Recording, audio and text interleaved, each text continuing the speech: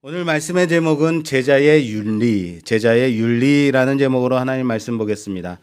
우리가 지난주부터 시작된 이 누가복음의 평지보훈, 이 평지보훈은 이미 마태복음의 예수님의 가르침이라는 제목으로 15번에 걸쳐서 자세하게 다뤘다라고 했습니다. 그렇기 때문에 중요한 요점만을 짚고 넘어가려고 합니다.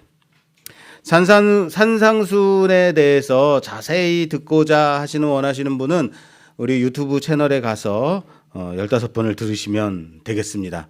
저도요, 오늘 이 말씀을 준비하느라고 예전에 제가 강의했던 이 산상순을 그 내용을 하나하나 살펴봤거든요. 제가 봐도 정말 열심히 준비했더라고요. 야, 이걸 내가 어떻게 이렇게까지 준비했나 싶을 정도로 지금 저보고 그렇게까지 열심히 준비하라고 하면 못할 것 같아요. 그래서 오늘 설교가 더 좀 부담스러울 수 있습니다. 또한 열심히 준비하는 것을 보고 준비했더니 어떻게 됐어요? 또 양이 많아졌어요. 그래서 오늘 설교가 좀 길어질 수 있다는 것. 예, 참 저는 열심히 하면 꼭 길어져요. 이게 실력이 아직 안 돼서 그래요. 좀 이해해 주시길 바랍니다. 우리는 마태복음의 이 산상순과 누가복음의 오늘 본 평지보훈이 엇비슷한 부분이 참 많다라는 것을 보게 됩니다. 그런데 실상은 뭐다? 같은 보훈이다, 같은 복음이다라고 말씀드렸어요. 그러므로 우선 산상순과 평지보훈의 가장 큰 차이점을 먼저 살펴보고 오늘 말씀의 교훈을 얻으려고 한다. 다시 말해서 마태복음과 누가복음의 차이점, 산상순과 평지보훈의 차이점이 무엇인가? 여러분, 구약의 율법은 크게 두 부분으로 나뉘어지게 됩니다. 첫 번째는 하나님께 제사를 드리는 제사법 또는 의식법이라고도 합니다. 제사법이 있고 또 나머지 하나는 사람과 사람 사이에 지켜야 하는 윤리에 관한 도덕법, 이렇게 의식법과 도덕법이 있습니다. 간단하게 정리하자면 의식법은 하나님께 나아가는 자에게 꼭 필요한 의식에 대한 법이에요. 그리고 자신의 죄를 사함 받는 유일한 길입니다. 제사를 통해서 죄를 사함 받고 하나님께 나아가는 겁니다. 그겁니다. 이것은 예수님을 모형하고 있는 의식인 겁니다. 그러므로 그 실체로 이 땅에 오신 예수님이 오심으로써 의식법은 이미 예수님으로 완성되었다라는 겁니다. 실체이신 예수님이 여기 계시면 그 실체를 만나면 되는 거예요. 그 실체를 그린 초상화만 바라보면서 사랑한다 표현할 필요가 있어요? 없어요. 실체를 만나면 되는 거예요. 그래서 의식법은 예수 그리스도를 믿음으로써 이미 우리 안에 완성되어진 법이다라는 사실을 믿으시길 바랍니다. 예수님으로 인해서 우리가 하나님께 나아갈 담대함을 얻은 것이다. 그러면 윤리적인 것을 가르쳐 주시는 도덕법은 어떻게 바라봐야 되는 것인가에 대한 말씀, 그것이 바로 산상수훈인 거예요. 마태복음에서 산상수훈은 산상수훈을 잘 살펴보게 되면 이래요. 내가 사람에게 말한 바 옛사람에게 말한 바 살인하지 말라. 누구든지 살인하면 심판을 받게 되리라 하였다는 것을 너희가 들었으나, 또 간음하지 말라 하였다는 것을 너희가 들었으나, 또 옛사람에게 말한 바 헛맹세를 하지 말고 내 맹세한 것을 주께 지키라 하였다는 것을 너희가 들었으나 라고 옛 계명에 대한 예수님의 온전한 율법에 대한 온전한 해설을 곁들여주고 있다. 이 율법을 우리가 옛 계명에 대한 율법을 우리가 어떻게 이해해야 될 것인가를 설명해 주시는 것이 산상수훈인 거예요. 마태복음의 이 산상수훈을 보게 되면 주님은 율법에 대해 서론을 시작하시면서 이렇게 말씀하세요. 너희 의가 서기관과 바리새인들보다 나아야지만 천국에 들어갈 수 있느니라 라고 말씀하고 있습니다. 우리의 의가 누구보다 나아야 된다고요? 서기관과 바리새인보다 나아야 된다고요. 이 말씀은 너희 의로서는 너희 의로 천국에 들어가려고 한다면 최소한 누구보다, 서기관보다, 바리새인보다 더 의로워야만 천국에 들어갈 수 있느니라 라는 말씀인 거예요. 다시 말할까요? 이 말은요, 너희 의를 가지고는 결단코 천국에 들어갈 수 없다라는 말씀이에요. 죽었다 깨도 너희 의로서는 천국에 들어갈 수 있다 없다? 없다. 이해되세요? 무슨 말인지? 이런 겁니다. 율법에는 살인하지 말라라고 되어 있습니다. 분명 이 계명, 살인하지 말라라는 이 10계명의 6번째의 계명은 어때요? 대부분 모든 사람들이 동의될 겁니다.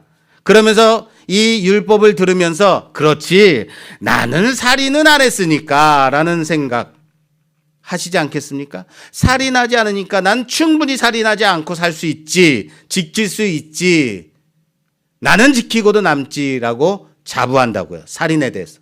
그런데 주님은 형제를 향해서 노하는 자는 심판을 받고 바보라고 하는 자는 공회에 잡혀가고 미련한 놈이라고 하는 자는 지옥불에 던져진다라고 말씀하세요. 이거 어떻게 할 겁니까, 여러분?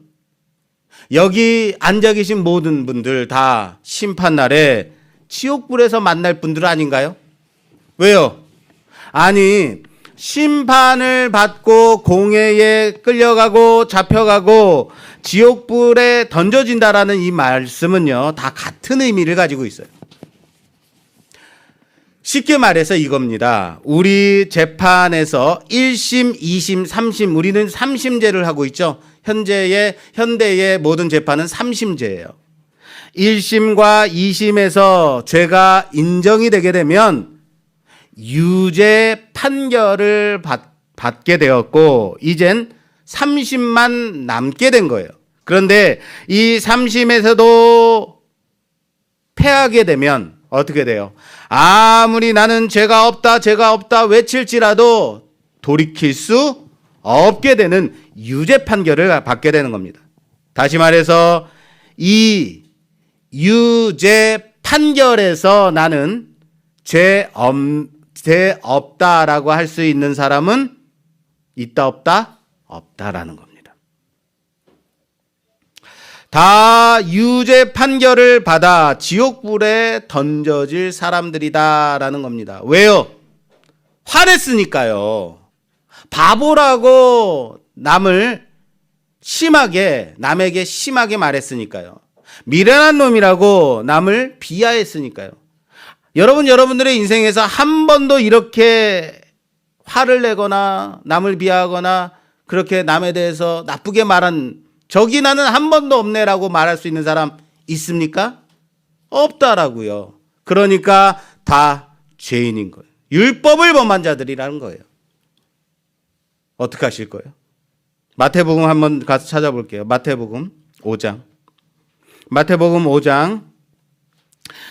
23절에서 25절까지 좀 23절 좀 봉독해 주세요.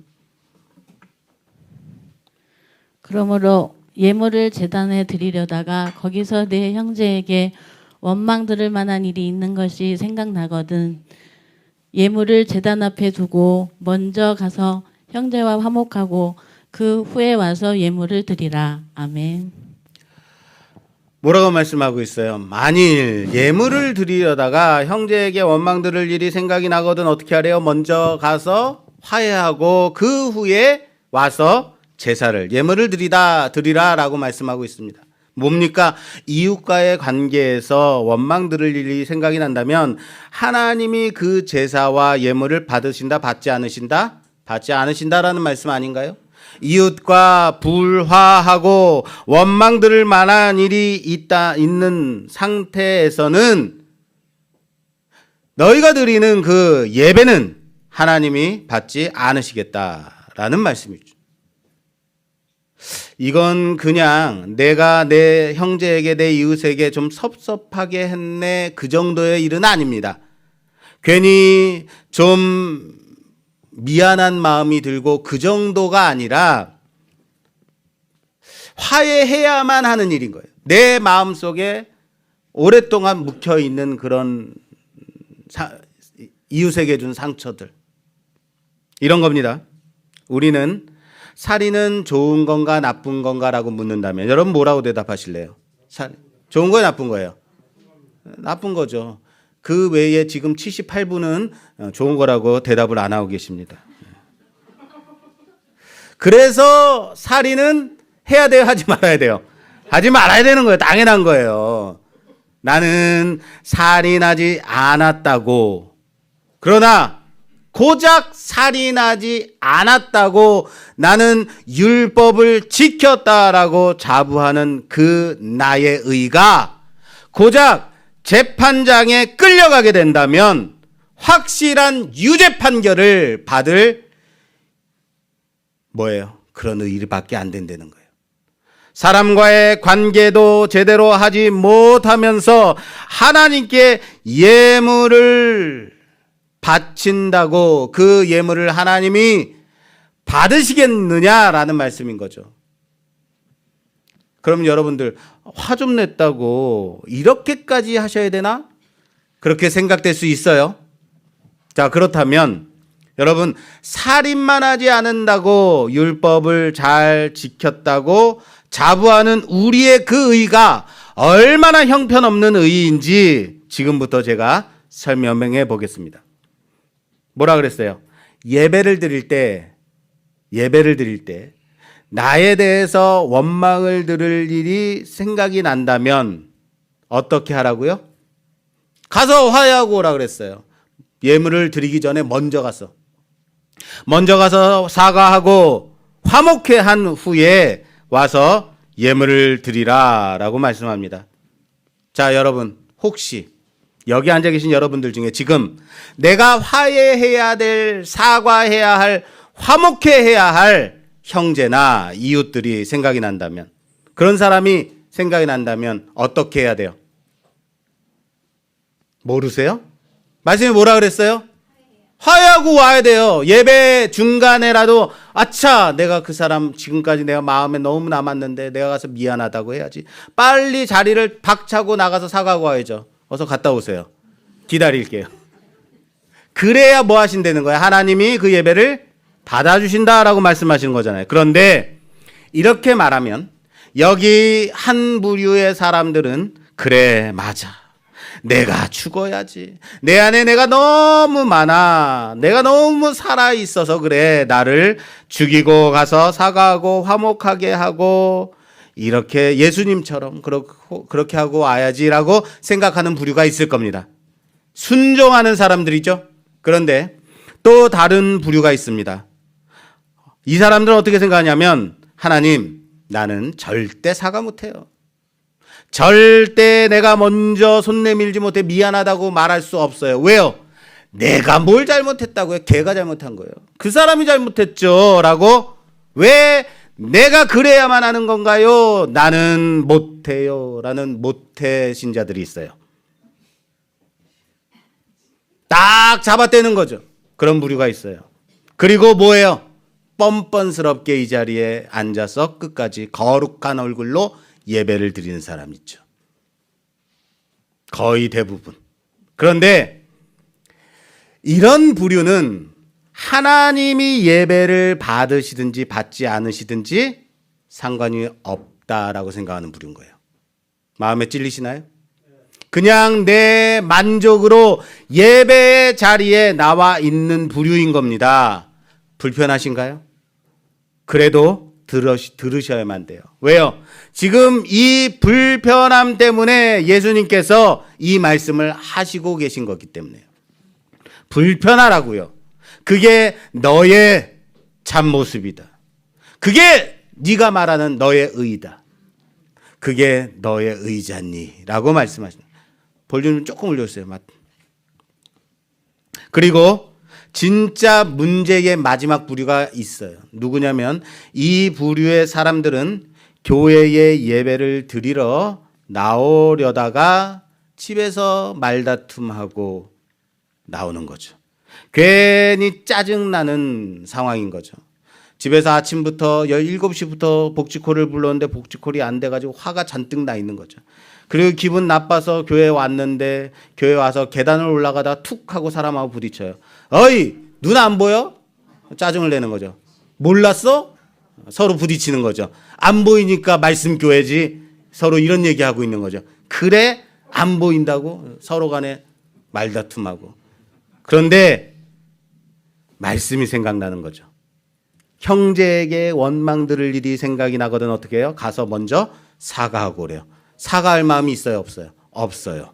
그리고는 어떻게 해요? 에이씨, 이럴 바에는 하나님도 예배를 안 받으시는데 집에 가버려야겠다. 차 불러서 가버려요. 예배 드리려면 하나님이 받으셔야지 하면서 집에 간단 말이에요. 뭐에 대해서 합리하고 있는 거예요? 자신에 대해서. 무슨 말인지 아시겠어요? 무슨 부류를 말씀드리는지 아시겠어요? 사랑하는 여러분, 우리는 결코 화해할 생각이 없어요. 화목할 마음이 없다고요. 짜증나고 화가 나면 그냥 떠나버리는 자들이라고요. 어차피 이런 마음으로는 예배 드려봤자 제대로 된 예배도 안 될 테니까 하면서 말이에요. 정말 언제는 진정한 예배를 드리려고 집중하고 경건하게 그렇게 예배를 드린 사람처럼 말이죠. 무슨 말인지 이해되세요?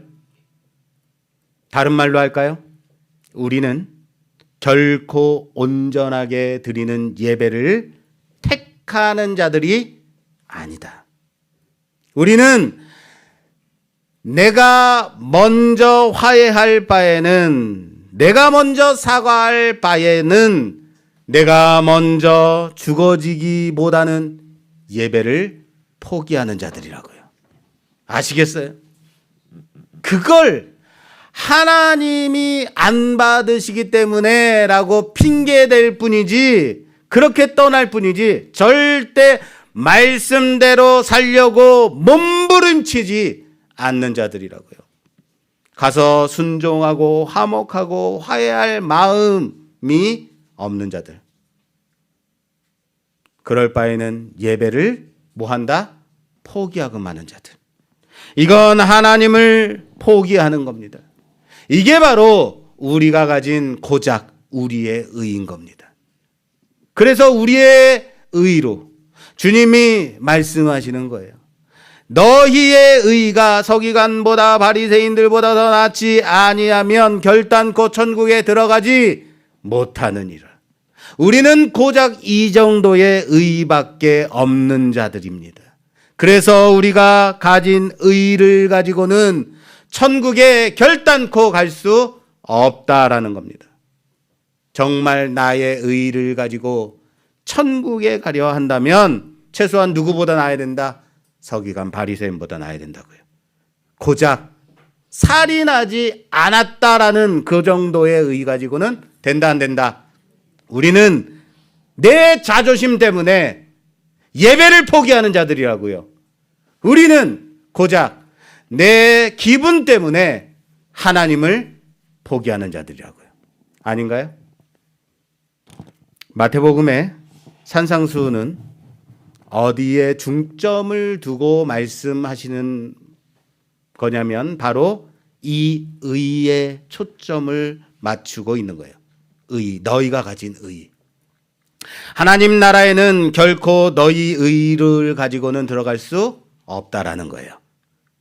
사람의 의로 말한다면 최소한 누구보다 나아야 된다. 서기관 바리새인보다 나아야 된다.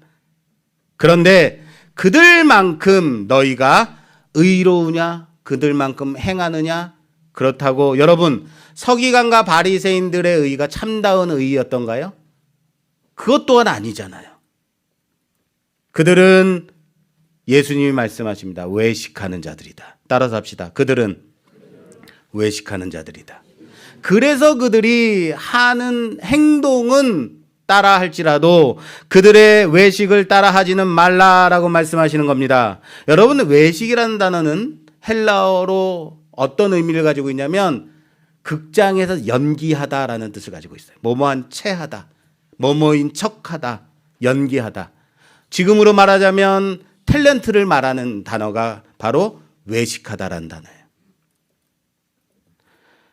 무엇에 대해서 연기하고 있는 것이겠어요? 외식하는? 무엇에 대해서? 바리새인들과 서기관들은 여러분 실제로 구제하는 자들이었습니다. 기도하는 자들이었습니다. 금식도 하는 자들이었어요. 실제 하는 자들이라고요. 그들은 진짜로 하고 있는 자들인데 그들을 가리켜서 예수님이 뭐라고 말씀하셨다고요? 외식하는 자들아 라고 말씀하셨다고요. 여기서 예수님이 말씀하시는 외식하는 사람들은 사람 앞에서 외식하는 것이 아니에요. 그걸 말하는 게 아니에요. 진짜로 하고 있으니까. 누구 앞에서 외식하는 자들이에요? 하나님 앞에서. 여기서 외식은 누구 앞에서 외식하는 것이다? 하나님 앞에서 외식하는 거예요. 그것을 말하는 거예요. 왜요? 이들은 하나님 앞에서 하나님 나 이렇게 구제하고 있어요 라고 나팔 부는 자들인 거예요. 하나님 앞에서 나 여기 회당과 거리에서 열심히 기도하고 있어요 하는 자들이라고요. 하나님 나 지금 죽을 만큼 힘들게 금식하고 있어요 라고 말하는 자들. 보이세요? 뭐가 잘못됐는지? 이들은 결단코 오른손이 하는 구제를 왼손이 모르게 할 수 없는 자들입니다. 왜요? 하나님이 못 보실까 봐. 이들은 결단코 골방에 들어가서 혼자서 기도하지 못하는 자들입니다. 왜요? 하나님이 못 들으실까 봐. 이들은 결단코 기름을 바르고 얼굴을 깨끗하게 씻고 금식하지 못하는 자들입니다. 왜요? 하나님이 몰라볼까 봐. 무슨 말인지 아시겠습니까? 이들은 이렇게 하나님 앞에 외식하는 자들이라고요. 왜 외식하겠어요? 하나님이 은밀한 곳까지 보시는 하나님이라는 것을 모르기 때문에. 은밀한 중에 계시는 하나님임을 하나님이 어떠한 하나님인 줄 모르는 자들이기 때문에 하나님 앞에 외식하는 겁니다. 그래서 보여지고 드러나게 해야만 하는 자들이라는 겁니다. 다시 말할까요? 이들이 외식하는 이유는 믿음이 없기 때문입니다. 하나님을 모르기 때문이라고요. 그래서 외식하는 겁니다. 이 외식은 사실 믿음의 문제인 겁니다. 그런데 문제는 이들이 그렇다고 치더라도 서기관과 바리새인들은 외식하는 자들이니까 그렇게 치고 이들을 보면서 배우는 우리들은요. 우린 이만큼도 못하는 자들 아닙니까? 우리들은요. 이 정도의 구제도, 이 정도의 기도도, 이 정도의 금식도, 노력도 못하는 자들 아닌가요? 그런데 행함으로서는 이들보다 나아야 된다라는 말씀. 게다가 하는 척이 아니라 진짜로 하고 있는. 그래서 우리의 의를 가지고는 결단코 하나님 나라에 들어갈 수 있다 없다? 없다라는 겁니다. 그거 어떻게 해요? 그거 어떻게 하실까요, 여러분들? 그래서 예수 그리스도가 필요합니다. 따라서 합시다. 그래서 예수님이 필요합니다. 나의 의로서는 들어갈 수 없기 때문에 그리스도의 의로 말미암아 의롭다 칭해 주심으로 우리의 의가 아닌 누구의 의로서요? 예수님의 의로 말미암아 값없이 하나님 나라의 백성이 자녀가 되었음을 믿으시길 바랍니다. 그게 마태복음의 산상수훈에서 말하는 의인 거예요. 마태복음 산상수훈을 다 요약했습니다. 자, 그럼 누가복음으로 이제 본문으로 오는 거예요. 야, 이거 큰일 났다. 언제 이제 누가복음 봐야 되는데. 자, 누가복음은 무엇을 중점하고 있는지 한번 볼게요. 누가복음의 평지보훈에서는 서기관과 바리새인이 나오지 않아요. 마태복음에 그렇게 서기관과 바리새인들에 대해서 그렇게 신랄하게 말씀하시더니 누가복음 평지보훈에서는 이들이 안 나와요. 대신에 누가 나오냐면 반복되는 사람들이 나와요. 자, 볼게요. 32절 봉독해 주세요. 32절에서 35절. 34절까지만 해 주세요. 32절, 34절. 너희가 만일 너희를 사랑하는 자만을 사랑하면 칭찬받을 것이 무엇이냐? 죄인들도 사랑하는 자는 사랑하느니라. 너희가 만일 선대하는 자만을 선대하면 칭찬받을 것이 무엇이냐? 죄인들도 이렇게 하느니라. 너희가 받기를 바라고 사람들에게 구워주면 칭찬받을 것이 무엇이냐? 죄인들도 그만큼 받고자 하여 죄인에게 구워주느니라. 아멘. 자, 무엇이 반복되고 있죠? 무엇이 반복되고 있죠? 못 들으셨? 다시 봉독해야 되나요? 죄인들도 그렇게 한대잖아요. 안 그래요? 죄인들도 그렇게 한대요. 자, 그럼 이 말씀은 죄인들과 다른 너희가 되라는 거예요. 아시겠어요? 죄인들도 그렇게 하는데 너희가 하는 그 정도의 의, 너희가 하고 있는 그 정도는 죄인들도 한다. 그러니까 어떻게 하라는 거예요? 죄인들보다 나은 너희가 돼야 된다. 아시겠어요? 그래서 최종 어디까지 가야 되냐면 최종으로 예수님께서 말씀하시는 부분이 35절과 36절 말씀이에요. 또 보여주세요. 봉독해 주세요. 오직 너희는 원수를 사랑하고 선대하며 아무것도 바라지 말고 구워주라. 그리하면 너희 상이 클 것이요 또 지극히 높으신 이의 아들이 되리니 그는 은혜를 모르는 자와 악한 자에게도 인자하시니라. 너희 아버지의 자비로우심 같이 너희도 자비로운 자가 되라. 아멘. 아멘. 여기까지 가라는 거예요. 여기 어딥니까? 은혜를 모르는 자와 악한 자에게도 인자하신 하나님의 아들. 여기까지요. 지금 예수님의 이 말씀을 듣는 자들이 만들어질 최종의 모습은 아버지를 닮은 아들입니다. 사랑하는 여러분, 아버지의 자비하심을 닮은 하나님 아버지의 자녀가 되시기를 주님의 이름으로 부탁합니다. 자비한 아들이라는 거예요. 그리고 이들을 하나님의 아들이라고 부르시는 주님은 오늘 본문 말씀의 시작을 그러나 너희 듣는 자에게 내가 이르노니 너희 원수를 사랑하며 너희를 미워하는 자를 선대하며 라고 말씀을 시작합니다. 그러나 너희 듣는 자에게 내가 이르노니. 자, 여기서 너희 듣는 자가 누구예요? 너희 듣는 자가. 지금 예수님이 누구에게 말씀하고 있다고 그랬죠? 누구에게 말씀하시는 거죠? 여기 평지에서 주님의 말씀을 듣고자 따라온 자들, 모여든 자들. 주님이 이들을 뭐라고 불렀어요? 처음에 지난주 설교에 나왔습니다. 제자. 따라서 합시다. 제자. 제자로 부르신 자들이에요. 너희 듣는 자들은 누구라고요? 제자라고요. 예수님이 제자라고 부르시는 너희들. 그래서 오늘 설교 제목이 뭐예요? 제자의 윤리인 겁니다. 마태복음의 산상보훈에서는 그래서 너희로서는 안 된다, 너희 의를 가지고는 천국에 들어갈 수 없다라고 말씀하셨다면 누가복음의 평지보훈에서는 뭐라고 그래요? 그럼에도 불구하고 너희는 제자로 살아야 한다. 그리고 제자의 윤리의식은 세상의 죄인들과는 다른 윤리여야만 한다라고 말씀하고 계신다는 거예요. 그렇게 제자로 살아가게 되면 최종 아버지 하나님을 닮아가는 자비한 아들이 되는 겁니다. 할렐루야. 아버지를 닮은 자비한 아들로 만들어져가는 우리가 되기를 바랍니다. 그리고 이어서 주님은 비판하지 말 것, 정죄하지 말 것, 용서하라, 그리고 주라.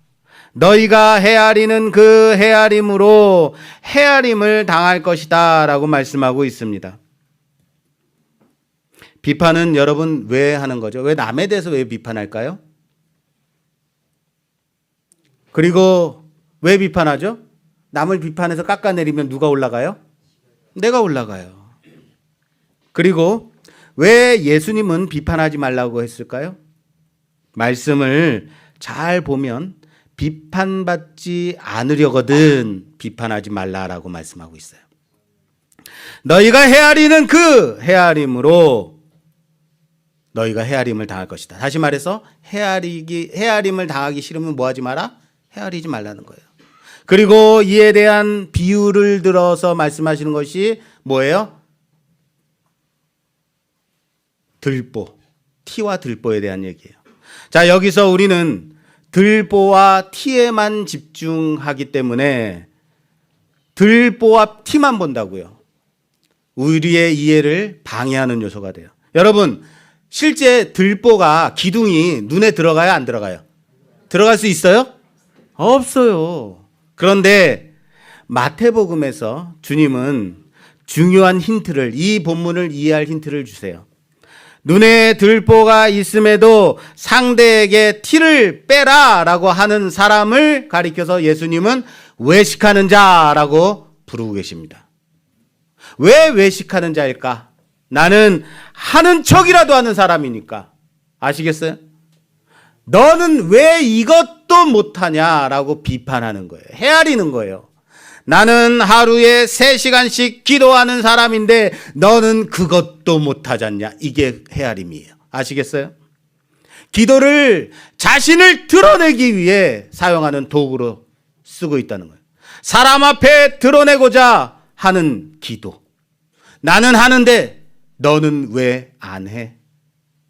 비판하는 거죠. 여러분, 그런데요, 3시간 기도하는 사람은 5시간 기도하는 사람 앞에서 어떻게 하겠어요? 깨갱하는 거죠. 내가 헤아리는 그 헤아림으로인 겁니다. 3일 금식 기도했다고 떵떵거리는 사람이 40일 금식 기도하고 내려온 사람한테 어떻게 명함이나 내밀겠습니까? 그겁니다.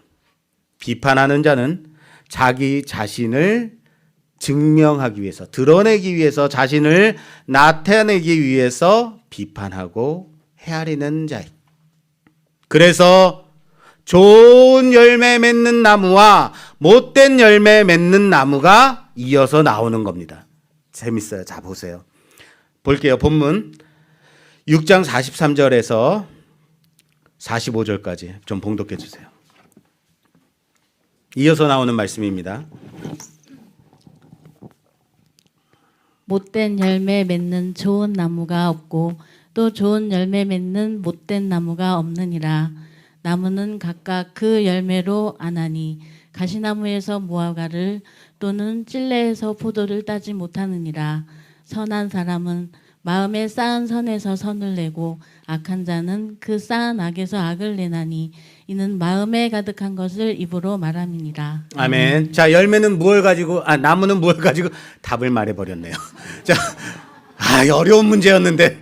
자, 나무는 뭘 보고 안다고요? 열매를 보고 알아요. 열매가 맺혀지는 걸 보고서, 이 나무는 그 나무다라고 알겠죠. 그죠? 예. 나무는 열매로 자신을 증명하는 거예요. 못된 나무가 좋은 열매를 맺을 수 없다라고 합니다. 내가 좋은 열매를 맺어야지. 아무리 용을 쓴다 하더라도 나쁜 나무는 나쁜 열매를 맺는 겁니다. 인간 또한 마음에 있는 것, 그것이 입술의 열매로 맺혀지는 것입니다. 여러분들의 입술에 어떤 열매가 맺혀지고 있습니까? 남을 정죄하고 비판하고 헤아리는 말들입니까? 내 입술의 열매가 무엇인지 점검해 보십시오. 그런데 바로 이거예요, 여러분. 뭐라고요? 바로 이거라고요. 나무의 열매의 근거가, 자, 다시요. 열매의 근거가 어디에 있어요? 나무에 있어요. 오늘 문제 내가 쉽게 내고 있습니다. 나무의 근거는, 아니, 열매의 근거는 나무다. 여러분 답을 알려드리려고 그런 거예요, 일부러. 열매의 근거는 나무다. 나무의 종류에 있다라는 거예요, 열매가 나는 사과를 열어야지 하고 사과가 열리고 포도를 열어야지 하고 포도가 열리는 거예요? 아니면 나무가 사과나무이기 때문에 포도나무이기 때문에 열려지는 거예요? 열려지는 거예요. 근거가 어디에 있다? 나무에 있다.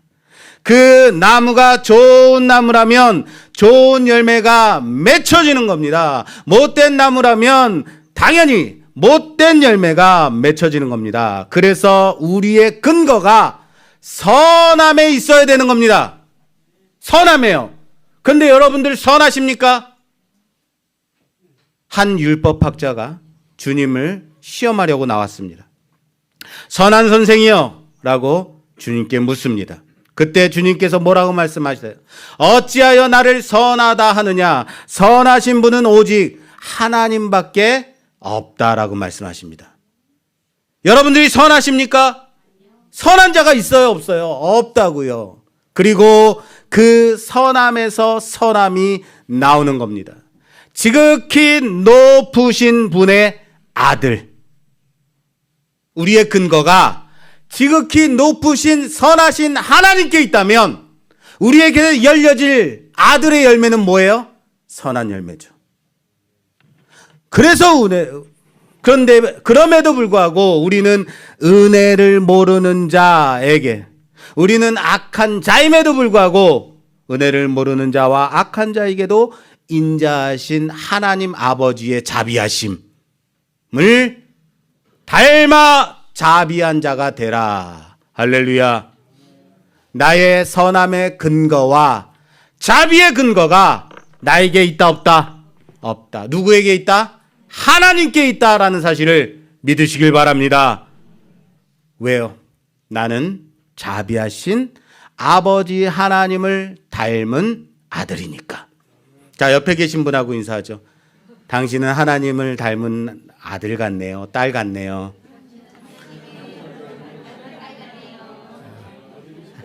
딸 같네요. 별로 안 그런데. 할렐루야. 그래서 용서하고 후히 줄 수 있는 거예요. 도리어 용서하고 후히 주었을 때에 약속이 있습니다. 그것이 내게 후히 되어 누르고 흔들어 넘치도록 하여 우리에게 안겨주신다라고 말씀하고 있습니다. 나는 용서했을 뿐인데, 나는 그저 내게 있는 것 주었을 뿐인데, 도리어 나의 하나님 아버지는 이로 인해서 용서하시고 더욱 후히 주어 흔들어 넘치도록 주심을 믿으시길 바랍니다. 교회 다니는 사람들 다 뺀질이야 라는 소리 듣지 마십시오. 얌체야 라는 소리 듣지 마세요. 내가 얌체고 내가 뺀질이면 나의 아버지 하나님이 얌체고 뺀질이가 되는 거예요. 교회 다니는 사람이 왜 그 모양 그 꼴이야 라는 소리 들으면 되겠어요? 안 되겠어요? 안 돼요. 주님이 우리를 위해 모든 것을 내주셨듯이 하늘 아버지께서 가장 좋은 것으로 우리에게 다 내주셨듯이 우리 또한 거저 받은 것 거저 주며 하나님의 말씀과 같이 주님의 가르침과 같이 그렇게 대접하며 살아가는 우리가 되기를 주님의 이름으로 부탁합니다. 사랑하는 여러분, 원수를 미워하지 않는 것 세상 사람들도 할 수 있습니다. 너희는 그것을 넘어서 사랑하는 데까지 가라 라고 말씀하시는 거예요. 박해하는 자를 위해서 기도하는 자 거기까지 가라라고 말씀하시는 거예요. 그렇다고 너희 만족이나 집착을 위해서 내 사랑을 받아주 이러라는 건 아닙니다. 왜 안 받아주는데, 내가 화해하는데 왜, 내가 사과하는데 왜 내 사과 안 받아줘, 이거 하지 말라는 거예요. 무슨 말인지 아시겠어요? 내가 내 편만 사랑하는 건 세리도 하는 것이다. 죄인들도 그렇게 한다. 이렇게 함이 하늘 아버지의 자녀가 되는 길이다라고 말씀하신다. 우리는 죄인들보다 나은 의를, 윤리를 가져야 됩니다. 왜 이것이 하늘 아버지의 자녀됨이냐면, 자녀는 바로 누구를 닮아요? 아버지를 닮아요. 부모를 닮아요. 그런데 그 아버지가 은혜를 모르는 자들, 악한 자들까지도 자비를 베푸시는 하나님이시기 때문이에요. 어떻게 저런 사람을 내가 용서할 수 있어요? 어떻게 저런 사람에게 내가 가서 사랑할 수 있어요? 어떻게 할 수 있죠? 근거가 나에게 있지 않고 누구에게 있기 때문에? 하나님께 있기 때문에. 쉽지 않아요. 어려워요. 그럼에도 아버지를 닮은 자녀로 살아가길 바랍니다. 한 율법학자가 주님 앞에 나왔습니다. 내가 어떻게 해야 영생을 얻겠습니까? 라고 묻습니다. 주님은 율법에는 어떻게 써 있니? 라고 물으시죠. 그러자 하나님을 사랑하고 내 이웃을 내 몸과 같이 사랑하라 라고 되어 있습니다 라고 답하죠. 100점. 그렇다면 여기서 예수님께서 그래 잘 말하였다 라고 했더니 율법학자가 자기를 드러내려고 말합니다. 여기에서 내가 사랑해야 되는 이웃이 누굴까요? 라고 묻습니다. 그래서 나온 비유가 선한 사마리아 사람입니다. 다 아시죠? 선한 사마리아 사람 비유.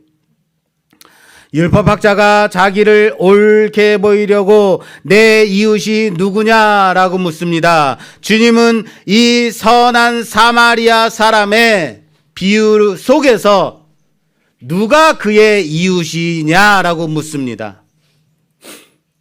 그러자 자비를 베푼 사람이니다 라고 대답해요. 뭘 베푼 사람이라고요? 자비를 베푼 사람. 바로 이겁니다. 내 이웃에게 자비를 베품이 이웃을 사랑하는 것이다. 자비가 필요한 사람에게 너는 이웃이 되어주라 라는 겁니다. 내 이웃이 누군지 고르고 판단하는 것이 아니라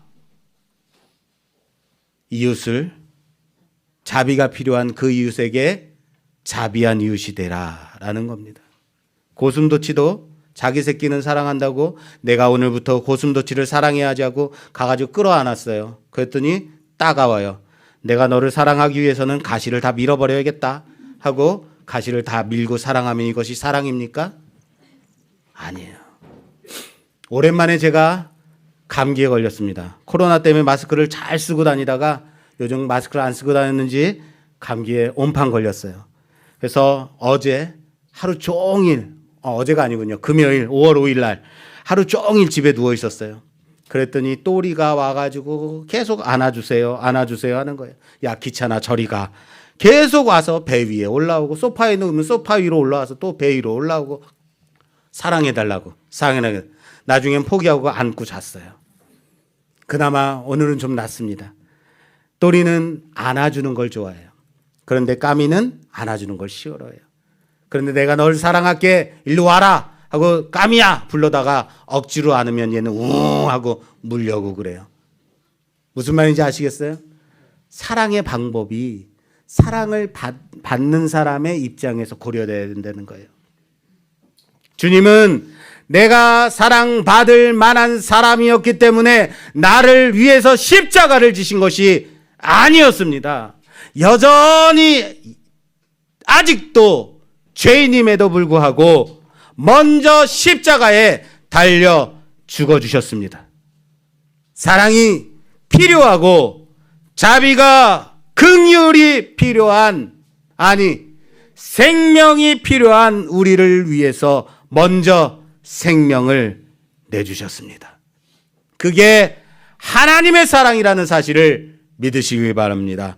그리고 우리도 그렇게 하라라고 명령하십니다.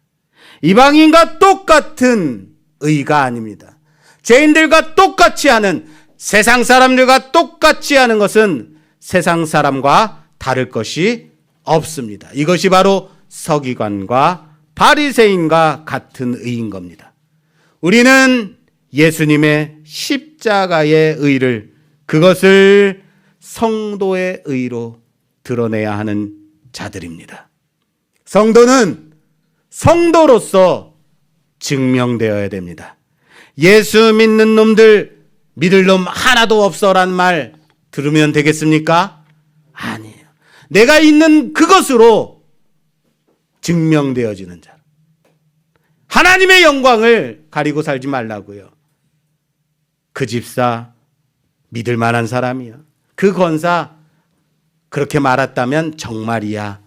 이런 말 들어야 되지 않겠습니까? 하나님께 영광 돌리는 우리 모두가 되길 바랍니다. 그게 제자로서의 윤리입니다. 맹세가 필요 없는 존재로서 증명되어지는 자들 되길 바랍니다. 그리고 마지막 비유 47절에서 49절까지 봉독해 주세요. 내게 나와 내 말을 듣고 행하는 자마다 누구와 같은 것을 너희에게 보이리라. 집을 짓되 깊이 파고 주추를 반석 위에 놓은 사람과 같으니 큰 물이 나서 탕류가 그 집에 부딪히되 잘 지었기 때문에 능히 요동하지 못하게 하였거니와 듣고 행하지 아니하는 자는 주추 없이 흙 위에 집을 지은 사람과 같으니 탕류가 부딪힘에 집이 곧 무너져 파괴됨이 심하니라 하시니라. 아멘. 아멘. 두 부류의 사람들이 나옵니다. 흙 위에 주추 없이 집을 짓는 사람, 그리고 주추를 반석 위에 깊게 놓고 집을 짓는 사람. 우리가 헷갈려하는 부분이 뭐냐면 한 사람은 행하였고 한 부류는 행하지 않았다 생각합니다. 그런데 둘 다 행한 사람입니다. 말씀을 듣고 행했어요. 그런데 말씀 그대로 행한 사람은 반석 위에 주추를 두고 집을 세운 사람이에요. 둘 다 집을 지었는데 한 사람은 말씀 위에 그대로 행한 사람입니다. 나머지 한 사람은요, 흙 위에 주추 없이 세운 사람이에요. 바람 불고 탕류가 불었을 때 어떻게 된다고요? 심하게 무너지는 겁니다. 물론 율법 조문 그대로 지키는 것만 해도 대단한 겁니다. 그런데 그렇게 어려서부터 율법의 모든 것을 지켰다고 자부한 부자 관원은요, 너의 재산을 다 팔아 가난한 자들에게 나누어 주라라고 말씀하셨을 때, 그리고 나를 따르라라고 말씀하셨을 때 근심하고 돌아갑니다. 나를 드러내고자 주님을 시험했던 선한 선생이여라고 불렀던 율법학자, 어떻게 하면 명생을 얻겠습니까? 그렇게 물어봤던 율법학자는 율법의 정신은 하나님을 사랑하고 이웃을 내 몸과 같이 사랑하는 것, 그것은 알았지만 여기서 내가 사랑해야 하는 이웃이 누구였는지 묻고 있습니다. 내가 그 이웃이 되어줘야 함을 놓치고 있는 겁니다. 보이세요? 어려서부터 모든 율법을 지켜온 부자 관원도, 열심히 율법을 말씀을 연구하고 공부한 율법학자도 그렇게 열심으로 율법을 지키고 연구한 근원에 무엇이 있냐면 자기를 드러내고자 하는 자신의 의가 있는 자들인 겁니다. 나의 행함으로 지은 집은 내 의에 기초한 그 의로서는 결단코 하나님의 나라에 들어갈 수 없습니다.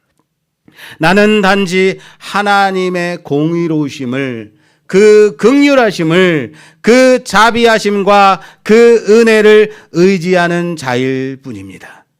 교회는 바로 이 반석 위에 세워진 고백의 모임이라는 사실을 믿으시길 바랍니다.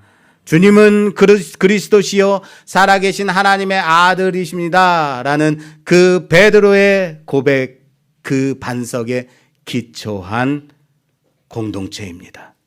주님 말씀 위에 든든히 세워져가는 우리 말씀교회가 되기를 주님의 이름으로 부탁합니다.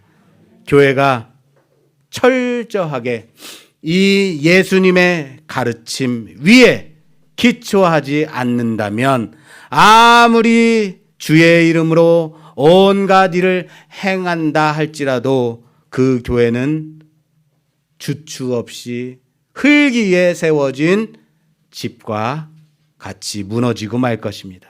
말씀 위에 세워진 든든한 하나님의 교회, 바로 우리 말씀교회가 되어 세상 사람과 똑같은 의가 아닌, 세상 사람과 똑같은 행함이 아닌 그보다 나은 제자의 윤리로 살아가는 우리 모두가 되길 바랍니다.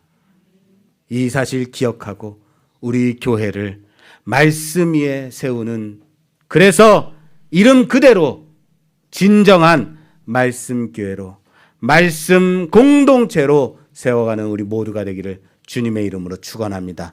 또한 우리 모두 다 이 제자의 윤리의식을 가지고 나를 드러내기 위해서가 아니라 하나님에 근거하여 그 아버지를 닮은 아들로 살아가는 우리 모두가 되기를 주님의 이름으로 축원합니다. 축원합니다.